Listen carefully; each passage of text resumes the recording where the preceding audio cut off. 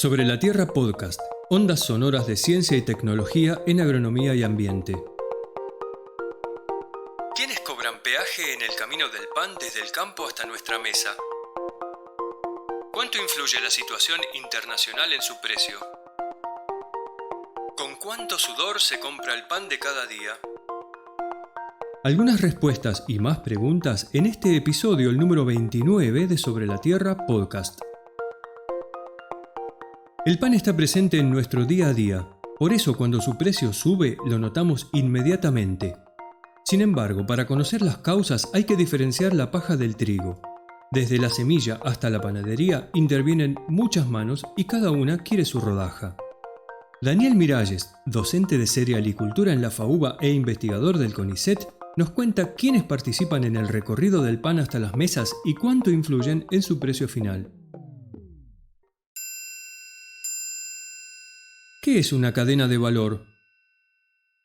Una cadena de valor es una herramienta de gestión que permite realizar un análisis de una empresa o de un producto o un servicio mediante la desagregación de sus principales actividades que generan ese valor en ese producto o servicio.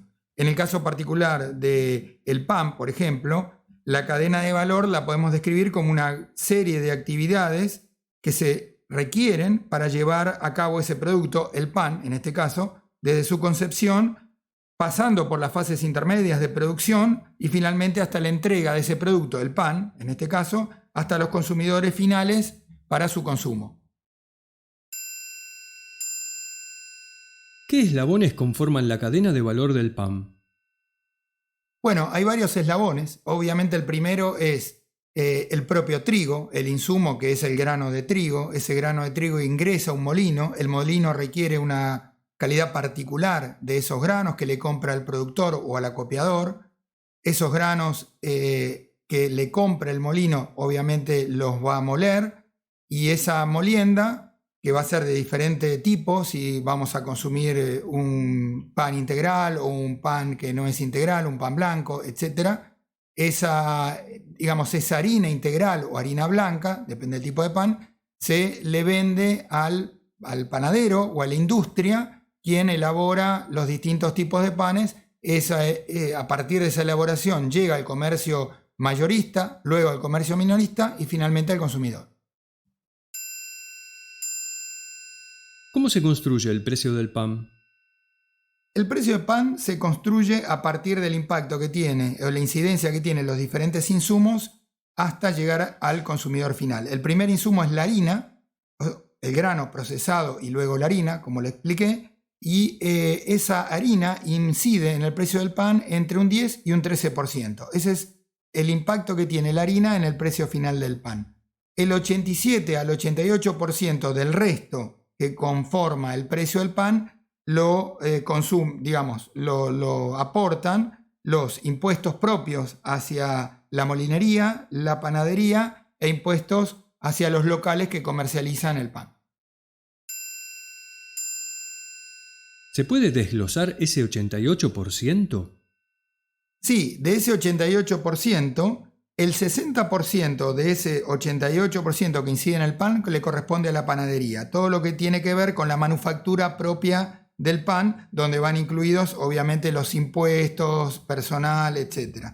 El 23% de ese 88% se lo llevan los impuestos internos que tenemos a partir de la manufactura propia de ese pan. Y un 4% es el impuesto de la molinería, o corresponde al impacto de ese 88% que proviene de la molinería.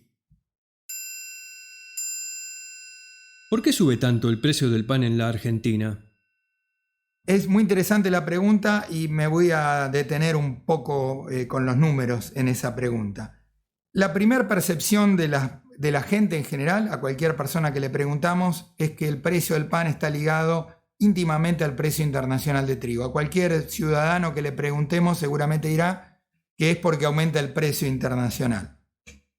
En los últimos años el precio internacional del trigo estuvo estable y en el último periodo del 2018 al 2023 tuvo un incremento de aproximadamente la tonelada, $8 por tonelada por año. Ese fue el aumento del precio del trigo internacional en el mercado internacional entre el 2018 y 2023. Esto significa que si lo ponemos en cuánto incide ese valor en pesos por kilo, para hablar en el mismo moneda que tenemos en nuestro país, implica que la tasa de aumento del pan entre el 2018 y el 2023, regida por los precios internacionales, fue de 2 pesos por kilo por año. Eso es lo que tendría que haber aumentado el pan entre el 2018 y el 2023. ¿Qué pasó con el precio del pan en los últimos años? Bueno, veamos, ahora ya tenemos el precio internacional del trigo. Veamos qué pasó. Entre el 2009 y el 2017, el precio del pan pasó de 6 pesos por kilo a 30 pesos por kilo. Quiere decir que aumentó 3 pesos por kilo por año. Eso fue la tasa de aumento hasta el 2017. A partir del 2018, donde el precio del pan estaba a 44 pesos el kilo en promedio, terminamos en este año en alrededor de 350 pesos por kilo. Eso implica que entre el 2018 y el 2023 el valor del pan aumentó a una tasa de casi 60 pesos por kilo por año. Mientras que, repito, el valor internacional del precio del trigo, de la tonelada que compra o que se le paga al productor o que compra la molinería, es de 2 pesos por kilo por año. Es claro que no hay ninguna relación entre el precio internacional del trigo y el precio interno del pan. ¿Cuál es la importancia del agro en la generación de divisas? La importancia del agro es muy importante. Para eso, primero deberíamos saber cuánto exporta Argentina en términos globales por año. Vamos a tomar el 2021, que es el último año completo de estadísticas. La Argentina exportó 78.000 millones de dólares en exportaciones globales.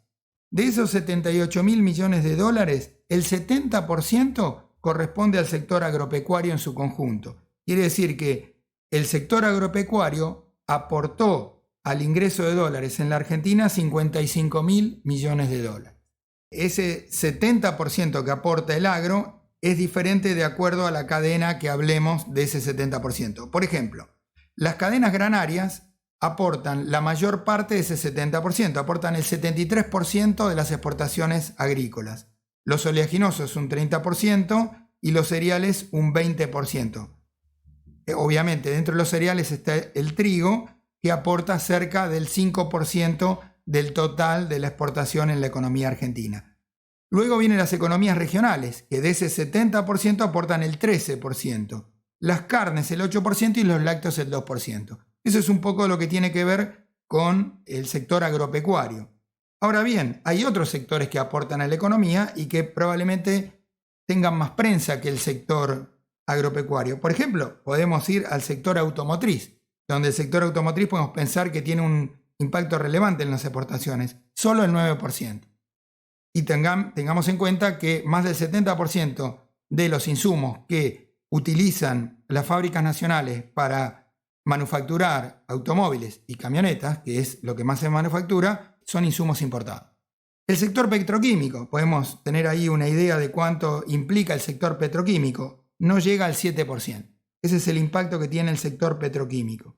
O el sector de oro y plata, solamente el 4%. Simplemente algunos datos para mostrar la relevancia que tiene el sector agropecuario en las exportaciones argentinas para generar dólares que ingresan al país. Lo repito, el 70% de todas las exportaciones argentinas provienen del sector agropecuario.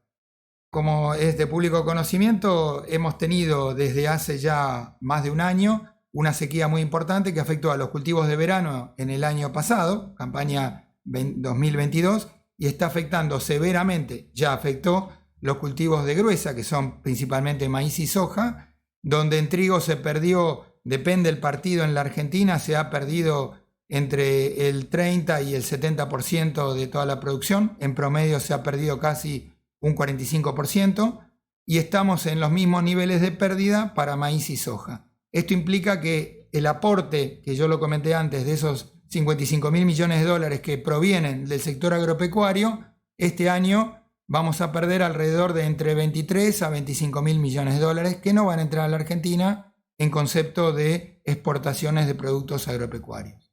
Esa es la situación, por lo cual es claro que en este año 2023 tendremos aproximadamente la mitad de ingreso de dólares en la Argentina, en un país que, como todos sabemos, está con un déficit de ingreso de dólares y requiere una demanda de dólares muy importante que lamentablemente no la vamos a tener, por lo menos proveniente del sector agropecuario.